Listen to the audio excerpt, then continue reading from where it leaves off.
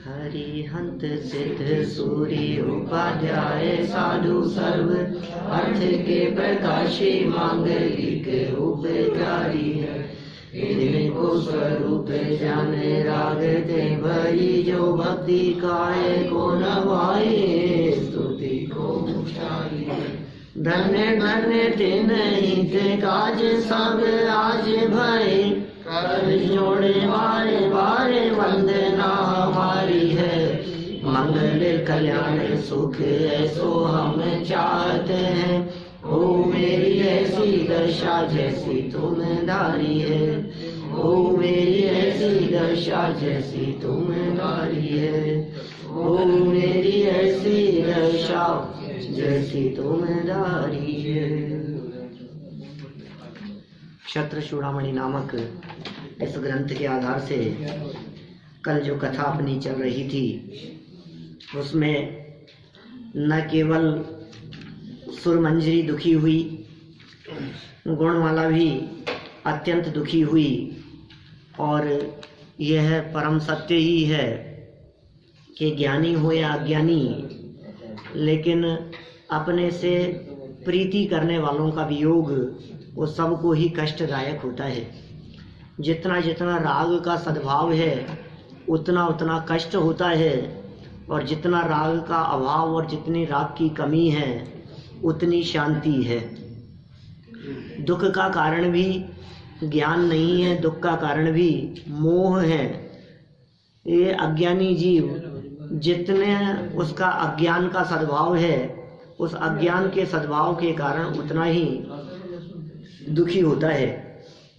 वास्तव में जगत का कोई भी पदार्थ इष्ट और अनिष्ट नहीं है। ये इष्ट और अनिष्ट, इष्ट माने अच्छापन की कल्पना और अनिष्ट माने बुरेपन की कल्पना। तो ये अच्छे और बुरेपन की कल्पना से ये स्वयं ही दुखी होता है। जगत में 6 जाति के पदार्थ कहे हैं। उन 6 जाति के पदार्थों में कई तरह के विभाजन किए गए शास्त्रों में, लेकिन उन पदार्थों में इष्ट अनिष्ट का बंटवारा कहीं भी नहीं मिलता है। देखिए, सुरमंजरी नाराज होकर चली गई बिना स्नान किए हुए ही, और दुखी तो थी ही, और गुणमाला भी अत्यंत दुखी हुई। अब देखिए मदोन्मत्त हाथी का उपद्रव। अब मार्ग में ही कुछ एक और घटना घटी। 225 नंबर पेज है, 29 नंबर का ये श्लोक है। गंध सिंधुर तो भीति राशि दथ पुरोक साम विपदोपि तद्भीतिर मूढ़ा नाम हंत वादिका। इसके अनंतर राजपुरी नगरी में रहने वाले मनुष्यों को गंध हस्ती से भय हुआ, और काष्टांगार का एक हाथी अपने स्थान से छूटकर मदोन्मत्तता से मनुष्यों को मारता हुआ उसी वसंत क्रीड़ा के स्थान पर आया। पागल हो गया हाथी। देखिए, ये बड़ा पशुओं को संभालना बड़ा कठिन काम है। इसलिए धार्मिक आयोजनों में भी जितना संभव हो सके पशुओं का प्रयोग कम ही होना चाहिए, क्योंकि बहुत स्थिति प्रतिकूल हो जाती है। ये क्या हो गया यहाँ? गंध हस्ती नाम का एक हाथी था, वो अपने स्थान से छूट गया और मदोन्मत्त अवस्था में सबका संहार करता रहा, मनुष्यों को मारता रहा, और कहाँ पहुँच गया? जहाँ वसंत क्रीड़ा उत्सव मनाया जा रहा था। नदी तालाब किनारे जहाँ वसंत माह में एक विशेष प्रकार का उत्सव मनाया जा रहा था, जहाँ मेला लगा हुआ था समझ लीजिए, वहाँ पहुंचकर यदि वो हाथी उपद्रव करेगा तो मनुष्यों का क्या हाल होगा? खेद है। नीतिकार कह रहे हैं, निश्चय से विपत्ति से भी विपत्ति का भय मूर्ख पुरुषों को अत्यंत बाधा करने वाला होता है। कल हमने इष्ट वियोग और अनिष्ट संयोग के संदर्भ में बात की थी। इष्ट वियोग और अनिष्ट संयोग तो तकलीफ देते ही हैं, लेकिन यहाँ कह रहे हैं मूर्खों को उसकी चिंता भी अत्यंत दुख देने वाली होती है।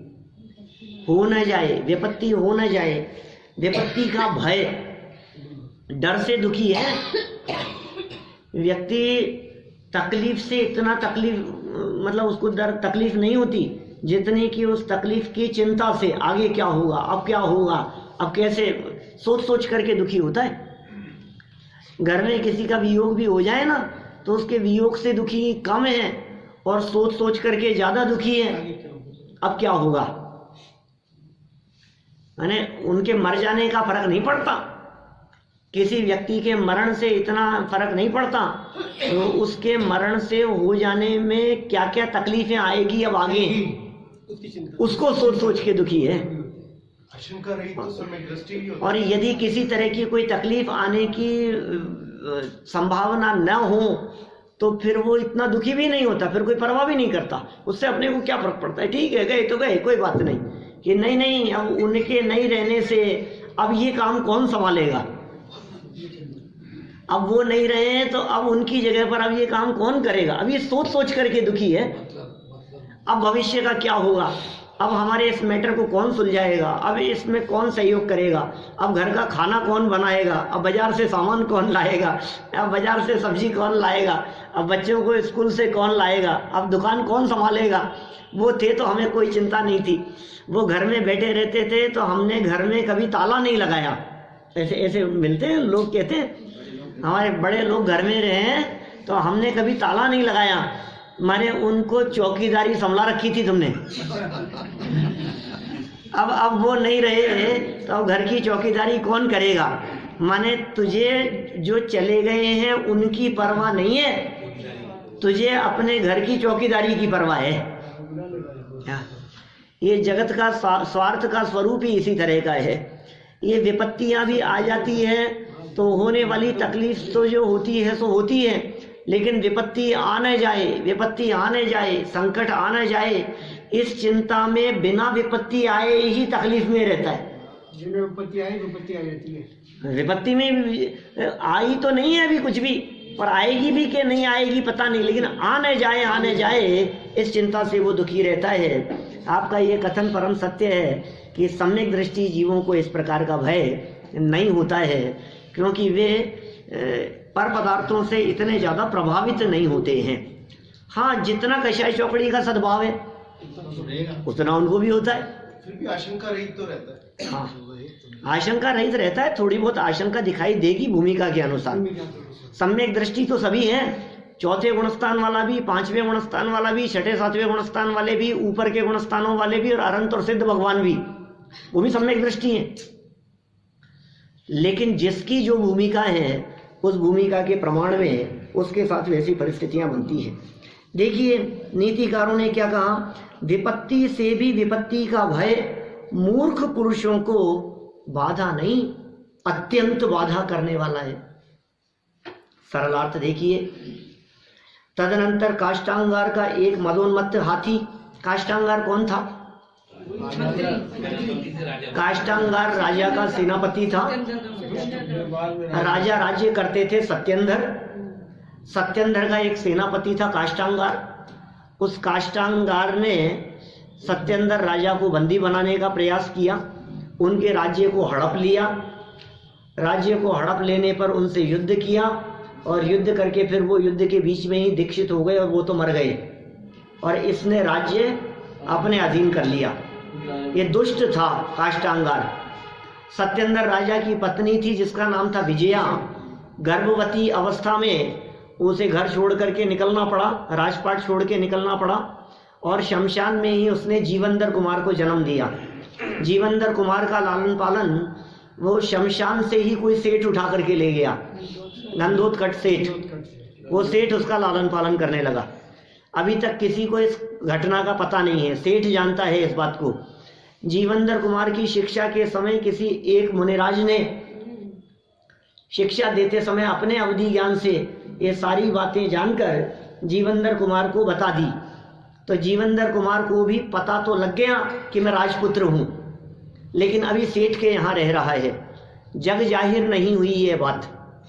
तो ये जो काष्टांगार जो व्यर्थ का राजा बना हुआ है, उस काष्टांगार राजा के एक हाथी के द्वारा पूरे नगर में उस वसंत उत्सव क्रीड़ा उत्सव के प्रसंग में वहां उपद्रव मचाया जा रहा है, तोड़ फोड़ मचाई जा रही है। देखो अब मैंने जैन साहब आपके लिए पूरी कहानी बहुत संक्षेप में बता दी मैंने, घटनाएं क्या चल रही है ना। देखो तदनंतर काष्टांगार का एक मदोन्मत्त हाथी उपद्रव मचाता हुआ नदी के किनारे आया। उसे देखकर सभी नगरवासियों को भय उत्पन्न हुआ। यह खेद की बात है कि मूर्ख मनुष्यों को विपत्ति से भी अधिक विपत्ति का भय दुखदायक होता है।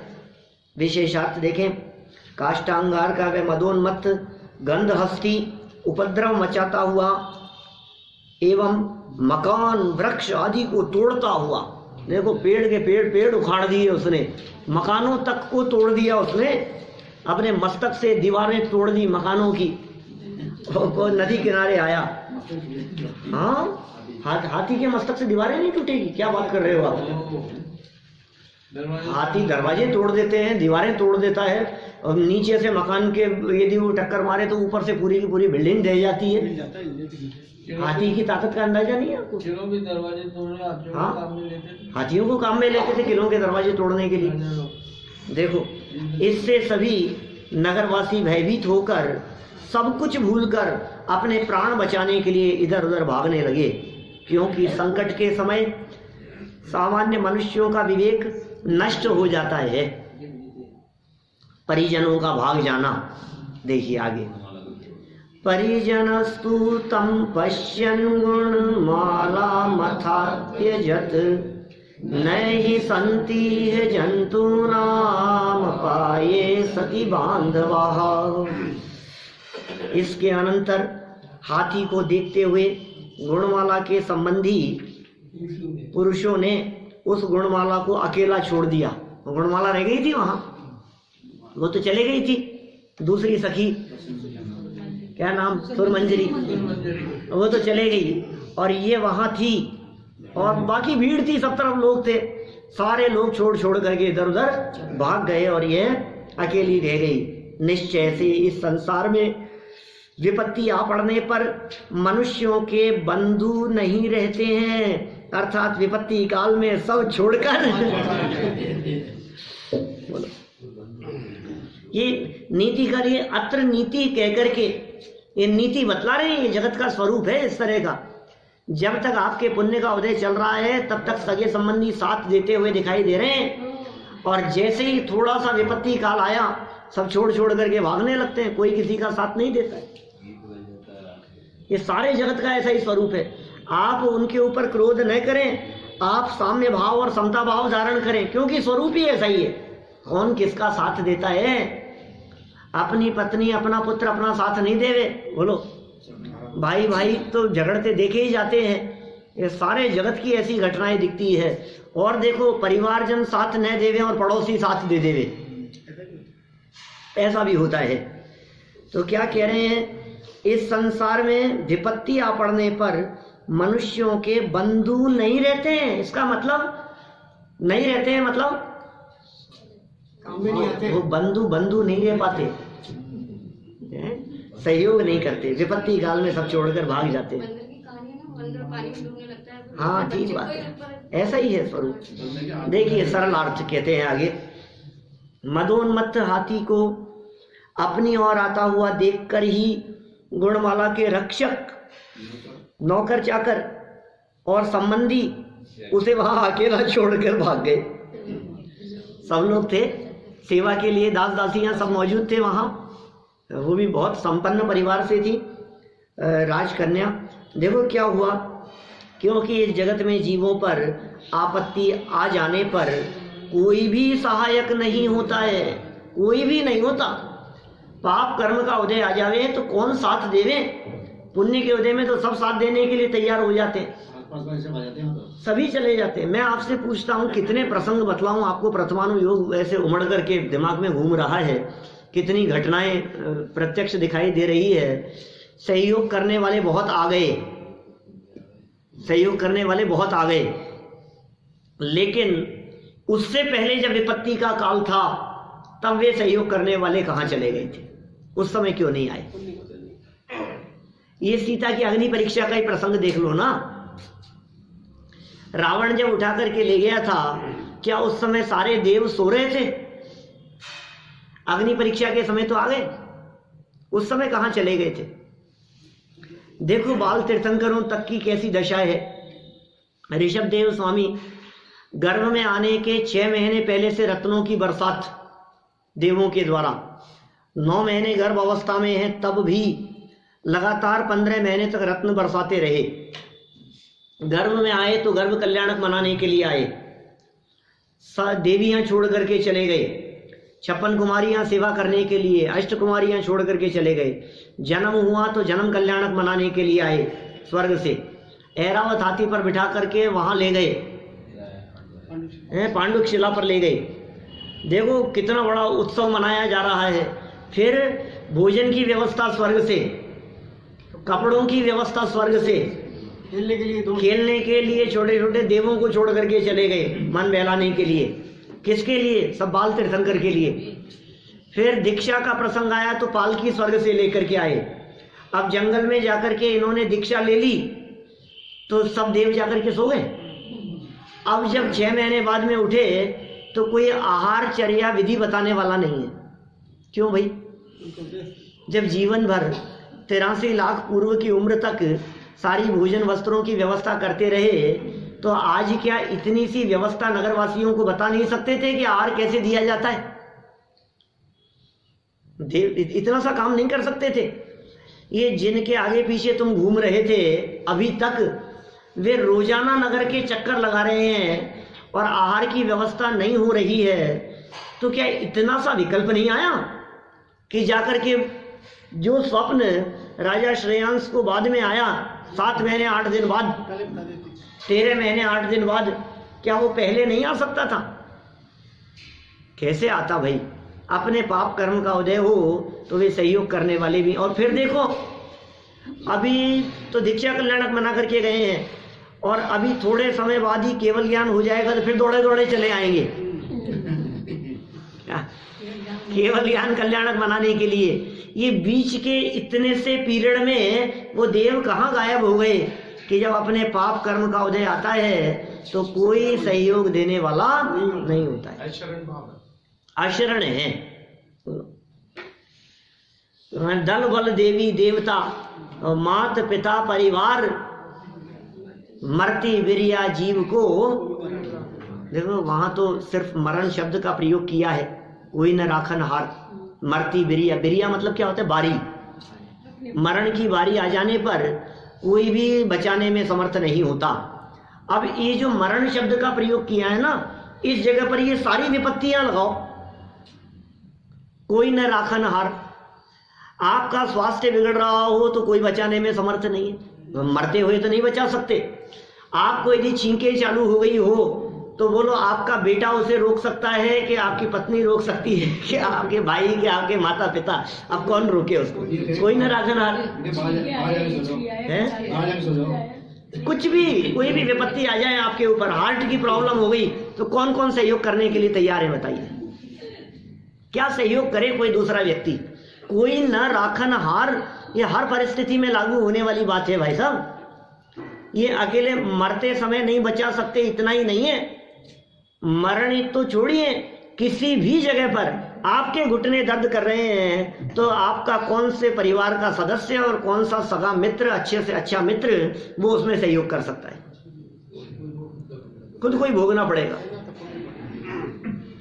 शुभ अशुभ कर्म फल जेते भोगे जिए कहीते ते। अकेले अकेले ही भोगना पड़ेगा भाई।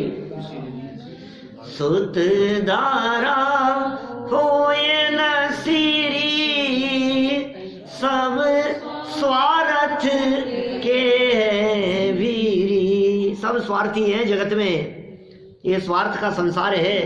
ये संसार में स्वार्थ कदम कदम पे आपको दिखाई देगा। यही हाल गुणमाला के साथ में भी हुआ।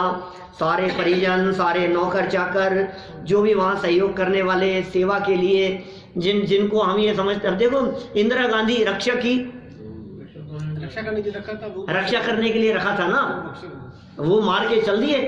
बोलो क्या करो आप, कितने घरों की घटनाएं रोजाना न्यूज़पेपर में पढ़ते हैं। घर का नौकर ही मार करके चला गया, संपत्ति को लूट करके चला गया। नौकरों के माध्यम से, परिचितों के माध्यम से जितनी विपत्तियां दिखाई देती है वो अनजान के माध्यम से कम होती है। जानकार लोगों द्वारा ये काम, कितने खबरें मिलती है ऐसी, ये काम किसी जानकार का ही हो सकता है। इस जगह पर आकर के ये चोरी करना, ये जानकार का ही काम हो सकता है। इनकी यहाँ से हत्या करके सामान लेकर के जिस तरह से निकल गया, इससे पता है कि उसको पता था कि कहाँ रखा है। ये जानकार का ही काम है, तो जानकारों के द्वारा होता है। चलिए, कोई सहायक नहीं होता। विशेषार्थ देखिए, इस स्वार्थी जगत में सब लोग सुख में साथी बनते हैं। सुख के सब साथी, दुख में न कोई। वसुंधरा का बंगला सूना पड़ा है। हाँ, बोलो आप। कोई नहीं है आसपास में। कल परसों की खबर थी कुछ ऐसी कि उसके मकान के बाहर कोई नहीं है। बोलो, कौन पूछता है? पद से उतर जाने के बाद में कौन पूछता है? तो पद पर थे तब क्यों पूछते थे? कि पद पर भी तुम्हें नहीं पूछते थे, तुम्हारे माध्यम से हमारे कुछ काम हो जाएंगे, इसलिए पूछते थे। अपने अपने सुख को रोए पिता पुत्र का। सब स्वार्थ को रोते हैं व्यक्ति, दूसरे से मतलब नहीं है। इस स्वार्थी जगत में सब लोग सुख में साथी बनते हैं, दुख में कोई साथी नहीं बनता। इसलिए हमारा आपसे यह कहना है कि आप सदा काल प्रसन्न रहो, तो सब आपके साथ दिखाई देंगे। आप रोओगे तो रोने में कोई साथ नहीं देता है। अपना दुखड़ा किसी के सामने मत रो, क्योंकि आप अपना दुखड़ा दूसरे के सामने रोओगे तो समाधान तो वो कुछ नहीं कर सकता है। उल्टा वो आपको दुखी देख करके, आपके पाप का उदय देख करके आपका साथ और छोड़ भागेगा। बोलो क्या करें? आप प्रसन्न रहो। आप यदि प्रसन्न हैं, आप यदि खुश हैं, तो सब आपके साथ हैं। और आप यदि खुश नहीं हैं तो कोई साथ नहीं है। कहते हैं ना कि वो जो व्यक्ति, हाँ, आप हंसो तो सारा जग हंसता है, और आप यदि नहीं हंस रहे हो तो कोई नहीं हंसता है। अब ये मुस्कुराते हैं तो देखते ही चेहरे पे मुस्कुराहट आ जाती है। बोलो, माने आप एक बार मुस्कुरा के देखो तो सब मुस्कुराते हुए नजर आएंगे। मुस्कुरातों को सबके चेहरे मुस्कुराते ही नजर आते हैं। जैसे युधिष्ठिर को कोई बुरा नजर, हाँ, जैसे युधिष्ठिर को कोई बुरा नजर नहीं आता था। देखिए, दुख में कोई साथी नहीं है। इस कहावत को चरितार्थ करते हुए हाथी से भयभीत, गुणमाला के रक्षक, नौकर और सगे संबंधी, रक्षक भी थे, नौकर भी थे और सगे संबंधी भी थे, उसे वहीं पर अकेला छोड़कर अपनी अपनी जान बचाने के उद्देश्य से 9-2-11 हो गए। 9-2-11 हो गए, गायब हो गए सबके सब। 9-2-11 हो गए, गायब हो जाना, छोड़ के भाग जाना। आपत्ति के समय यदि कोई सहायक है तो वह है मात्र अपना पूर्वबद्ध पुण्य कर्म का उदय। कौन साथी है? धर्म ही एकमात्र सहायक है। धर्म ही चिंतामणि है, धर्म ही रक्षक है, धर्म ही सहायक है। अपने पुण्य का उदय ही, पाप कर्म के उदय में सब छोड़ छोड़ करके भागते हुए दिखाई देते हैं। मित्र अरी हो जाए जगत में अशुभ उदय के आने से। जल से गलता रवि से जलता कमल जगह छूट जाने से, और मित्र अरी हो जाए जगत में अशुभ उदय के आने से।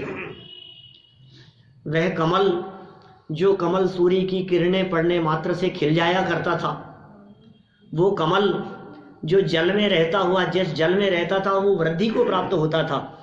पानी से निकाल दो कमल को तो सूख जाएगा।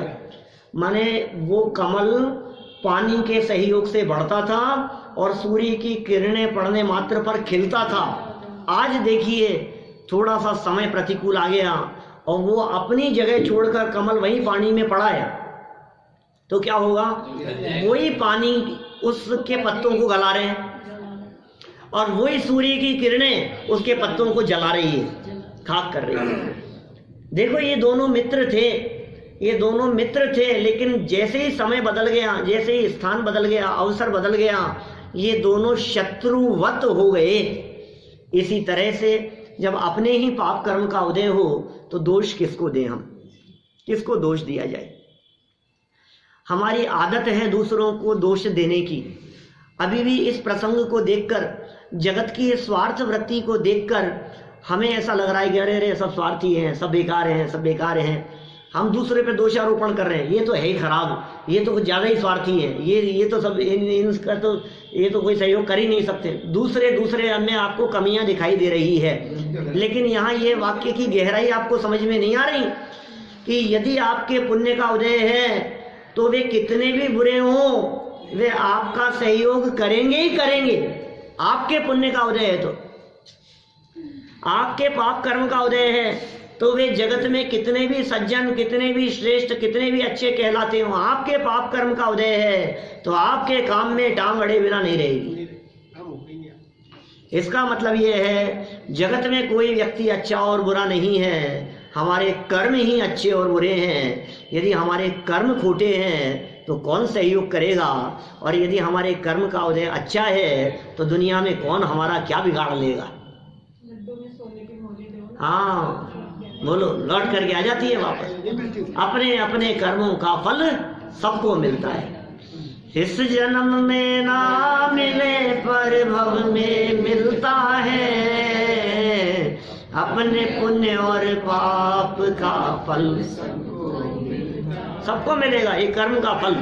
इसलिए विचार करो, आप तो बहू साथ नहीं दे रही है, बेटा साथ नहीं दे रहा है, बेटा सामने जवाब दे रहा है, घर से निकाल दिया गया है, घर में काम करने वाले नौकर भी आपके प्रतिकूल चल रहे हैं, नालायक हैं, काम नहीं करते हैं, वही हमारे को बेवकूफ़ बना करके चला गया, उसने साथ छोड़ दिया, वो पैसे खा गया, ये हमारे को दे नहीं रहा है, ये लौटा नहीं रहा है, ये मकान खाली नहीं कर रहा है। कितनी तरह की समस्याएं एक के बाद एक लाइन से आपके पास में समस्याएं दिखाई दे रही है। सुनो, आपकी उंगली उठती है दूसरों की तरफ, लेकिन ध्यान देना, ये जनवाणी ये कह रही है कि 3 तुम्हारी खुद की तरफ है। अपने आप को देखो, एक उंगली दूसरे की तरफ उठ रही है क्या, तो 3 अपनी तरफ है ना।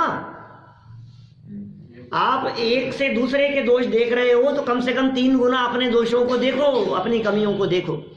जे कर्म पूरव किए खोटे, सहे क्यों नहीं जियरा, अति क्रोध अग्नि बुझाए प्राणी, साम्य जल ले सियरा। क्यों, क्या कह रहे हैं भाई साहब? जे कर्म पूरव किए खोटे, अरे मैंने किसी का क्या बिगाड़ा है, मैंने उनका क्या बिगाड़ा है, मेरे साथ ही ऐसा क्यों हो रहा है। जे कर्म पूरव किए खोटे, ये किसके किए हुए हैं? कि उनके किए हुए हैं, मुझे भुगतना पड़ रहा है कि धोखे में मत रहना, ऐसा अन्याय जैन दर्शन में नहीं होता। क्या किसी के किए हुए कर्मों का फल किसी और को मिल जाए, ऐसा जनवाणी में नहीं होता, स्वयं के किए हुए कर्मों का फल मिलता है। और इस बात को यदि गहराई से अपने हृदय में उतार लिया जाए तो न आपको पड़ोसी बुरे लगेंगे, न आपको नौकर चाकर बुरे लगेंगे, कोई किसी से शिकायत ही नहीं होगी, आपको सारी शिकायतें मिट जाए, ये ऐसा रास्ता है। क्या कह दिया यहाँ, अकेला छोड़ करके सब 9 2 11 हो गए। फिर क्या हुआ, आपत्ति के समय यदि कोई सहायक है, कौन सहायक है? मेरो साचो साथी रे कौन है? ये जनवाणी, ये भगवान महावीर स्वामी, ये भगवान महावीर स्वामी की वाणी, ये जन धर्म, ये सच में सच्चा साथी है, यही शरण है, यही सहयोगी है, ये सहायक है। मनुष्य केवल पुण्य और पाप को भोगने के लिए जन्म लेता है। पुण्य और पाप को भोगने के लिए क्यों कह रहे हो? कर भी तो रहा है, अकेला भोग ही तो नहीं रहा है। उस भोगने के काल में इसका नया भी तो काम चालू है ना, पुराना भोग रहा है, नया कर रहा है, नया जैसा कर रहा है वो फिर भोगेगा, पुराना जैसा किया है वो वर्तमान में भोग रहा है। भोगते समय परिणामों में शांति है, भोगते समय परिणामों में निर्बलता है, कि भोगते समय परिणामों में आकुलता व्याकुलता है, इस पे डिपेंड करेगा आपका फ्यूचर। मनुष्य अपने भाग्य का निर्माता स्वयं है, स्वयं अपने भाग्य को रच रहा है वर्तमान परिणामों से, वर्तमान भावों से। पूर्व कर्म का उदय परिस्थितियां बदल सकता है, पूर्व कर्म का उदय परिस्थितियों में सुधार बिगाड़ होता हुआ दिखाई देता है उसके उदय से, लेकिन उन परिस्थितियों में सुखी और दुखी होना ये कर्म के हाथ में नहीं है, ये हमारे चिंतन के हाथ में है, ये हमारी सोच के हाथ में है, हमारी श्रद्धा कैसी है। देखो पाप कर्म का उदय तो आ गया, हड्डी टूट गई मान लो। अब इस परिस्थिति में अब एक तो आप रोते रहो मेरे साथ में ऐसा क्यों हुआ, और ये इसने किया है ऐसा, इसकी वजह से हो गया, उसकी गलती की वजह से मेरे को 2 महीने देखो आप बिस्तरों में पड़े रहना पड़ा। अब ये तो रोता रहे। और दूसरा विचार करे जे स्वयं ये कर्म पूरा किए खोटे, क्या करें, किसको दोष देवे भाई, अपना ही ऐसा कर्म का उदय है। और देखो पीछे कभी कुछ ऐसे आकुलता व्याकुलता के परिणाम किए थे, इसके पाप कर्म के उदय में ऐसी परिस्थिति बनी है, और अभी भी यदि परिणाम बिगड़े रहे तो भविष्य में फिर बिगड़ी हुई स्थितियां आएगी। इसलिए इस पाप कर्म के उदय को शांत भाव से सह लेने में ही समझदारी है। कहते हैं ना, ज्ञानी काटे ज्ञान से और मूर्ख काटे रोए। काटना तो दोनों को पड़ेगा। दो लोगों के फ्रैक्चर हुआ, एक रो करके समय काट रहे, डॉक्टर ने कहा कि भैया थोड़ी सी तकलीफ रहेगी, और 21 दिन का पट्टा बंधा है, और इतने समय तो तकलीफ रहेगी, दोनों को कहा। अब एक रो करके 21 दिन बिताता है और दूसरा सहज समता भाव से समय बिताता है, 21 दिन तो दोनों को निकालने पड़ेंगे। सब जो पाप के उदय का काल आया है वो काल तो निकालना ही पड़ेगा ना। ज्ञानी तो यही सोचेगा तन फन छूटे अच्छा हुआ। हाँ कोई बात नहीं, पाप कर्म का उदय था, निकल गया, जो भी स्थिति रही। देखिए क्या कह दिया यहाँ, आपत्ति के समय यदि कोई सहायक है आपत्ति के समय, कि नहीं साहब इन्होंने बहुत सहयोग किया, हमारा इनका बहुत सपोर्ट रहा, हमारे भाई साहब का सपोर्ट रहा। अरे भाई साहब का सपोर्ट तो दिख रहा है क्या, असली तो काम आपके कर्म का उदय है अंदर में। तो वह है मात्र अपना, किसी और का नहीं, सबका अपना अपना पूर्वबद्ध, पहले के बंधे हुए पुण्य कर्म का उदय। पहले होता है कर्म का बंधन, कर्म बंधता है, फिर अपना समय आने पर वो कर्म उदय में आता है, उस कर्म का फल मिलता है, फल मिलने पर बनती है परिस्थितियां। पुण्योदय के समय मैं पहले इसकी सेवा करूं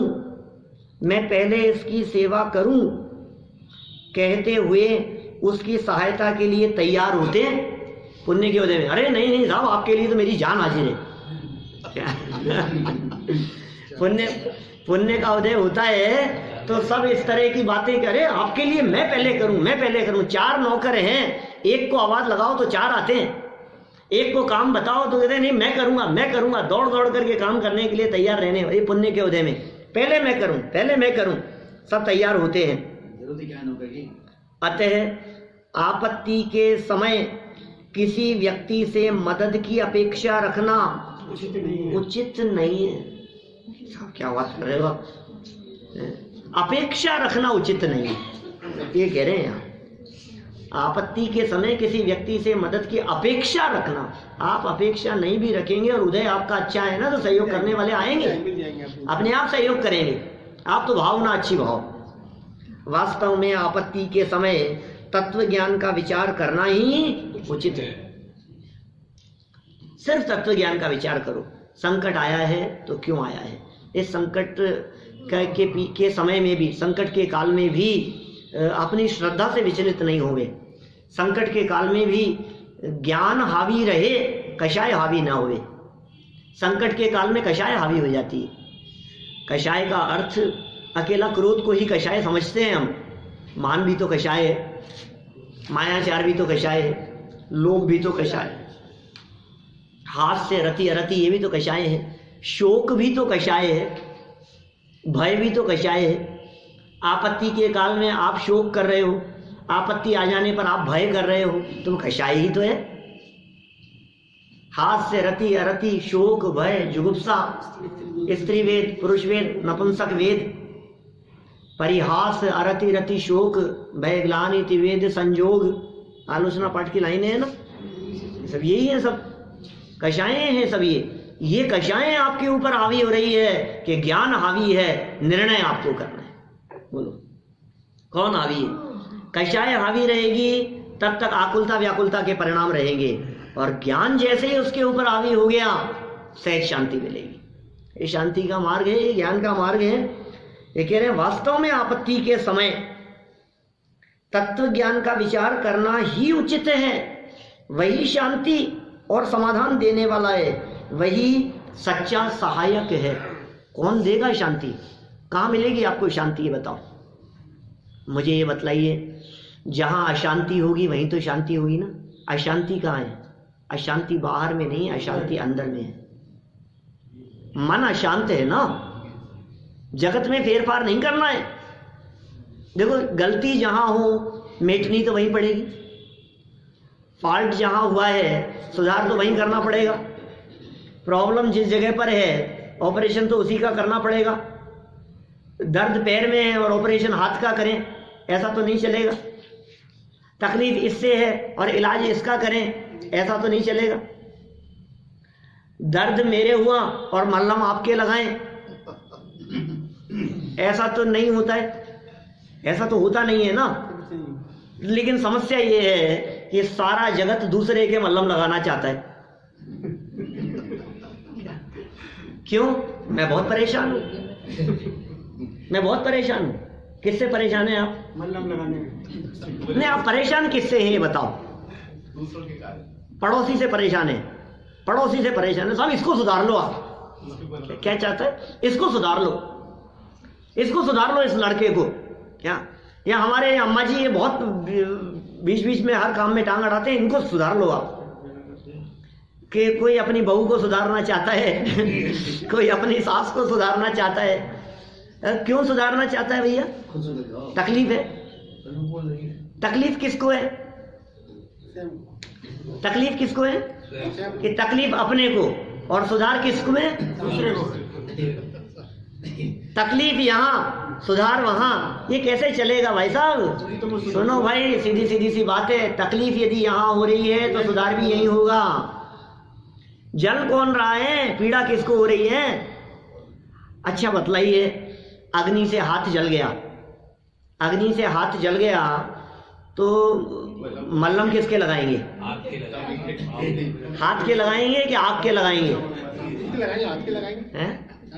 ठोकर खा करके गिरे हम, चोट लग गई, पत्थर से चोट लगी, तो पत्थर के मल्हम लगाएंगे कि पैर के लगाएंगे? पत्थर के वोट देंगे उसके। पैर के लगाएंगे ना, पत्थर के तो नहीं लगाएंगे। चोट लगी है पत्थर से, लेकिन लगी तो मेरे हैं। अब सारी प्रॉब्लम कहां हो रही है? देखो आप, मैं परेशान हूं किससे? उससे। तो इलाज किसका करें? उसका। अरे यार, परेशान कौन है ये बताओ ना परेशान कौन है? ये तो परेशान तो मैं हूं, तो इलाज भी तुम्हारा ही होगा भैया। बहुत लोग मिलते हैं, वो ये कहते हैं पंडित जी हमको समझाते, जो देखो मुझे समझाता है। उनको तो कोई समझाता ही नहीं है, उनको तो कोई समझाता ही नहीं है कि तकलीफ किसको है भैया। कि तकलीफ तो मेरे को है, लेकिन समझाओ उनको। तकलीफ मुझे, समझाओ उनको। वाह यार, गजब हो गया। ये क्या कह रहे हैं भाई साहब? अपने आप को समझना पड़ेगा, किसी और को नहीं। जहां तकलीफ है वहीं मिटानी पड़ेगी। आपको ही समझना है, किसी और को नहीं समझाना है। हमारे को, हमें तकलीफ है, पीड़ा हमारे चित्त में हो रही है। और सुनो, शरीर में तकलीफ नहीं है, मन में तकलीफ है। और मानसिक परेशानियों का इलाज इस जनवाणी के अतिरिक्त अन्य दुनिया में कहीं नहीं।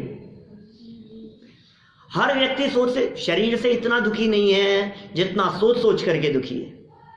शरीर से इतना परेशान नहीं है जितना चिंता से परेशान है, जितना विकल्पों से परेशान है।